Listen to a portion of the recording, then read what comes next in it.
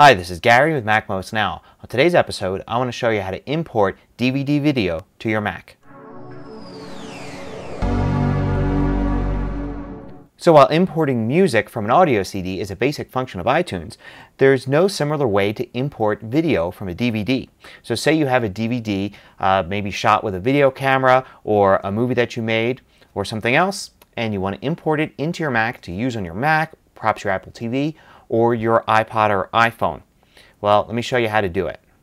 So the program you need is called Handbrake. You can download it at handbrake.fr. Now, when you run it, first thing it's going to do is prompt you for a DVD. So if you haven't already, insert the DVD into your Mac. Now I've already done so, and you can see it here on the left.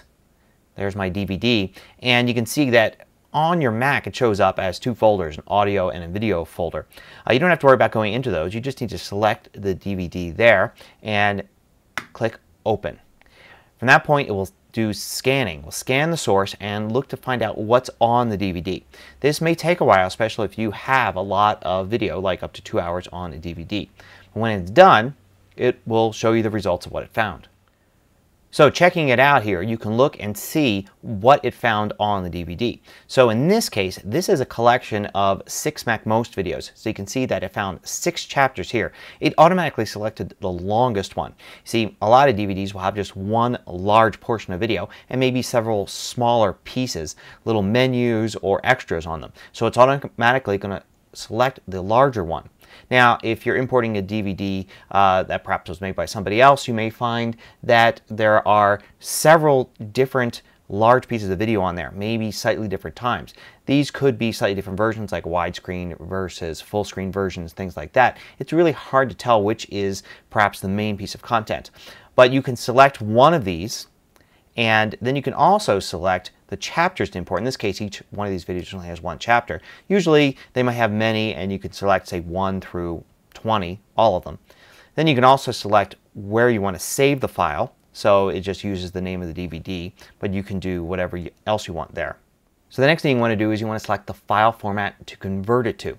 So an easy way to do that is to use this window here to the right. I'll move it down so you could see it.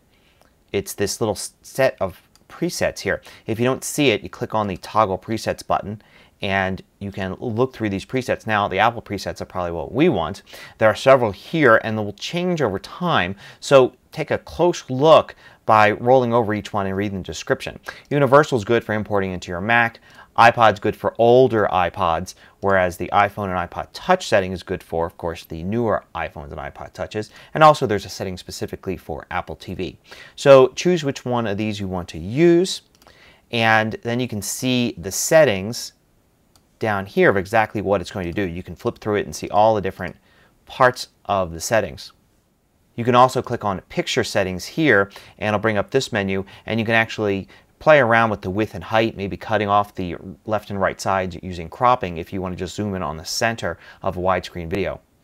The reason this isn't easier to do on a Mac is the legality of it all. If you buy a store-bought DVD with a film on it, is it legal to actually make a copy on your Mac or your iPhone or iPod just so you could watch it on that device?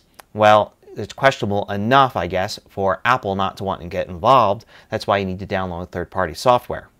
So once you've selected where you want it to decode the video to and the setting you want to use, you can simply click Start.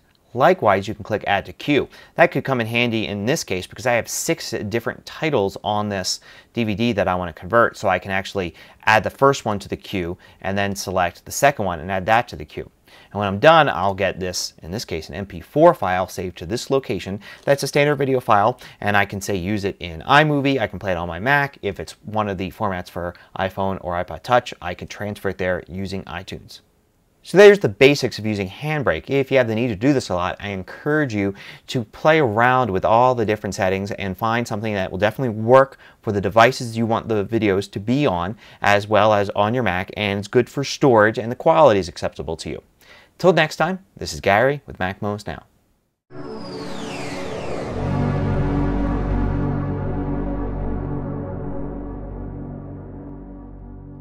Want more video tutorials? Just go to MacMost.com, click on the videos link at the top of the page, and then you can view all of the hundreds of MacMost videos by category.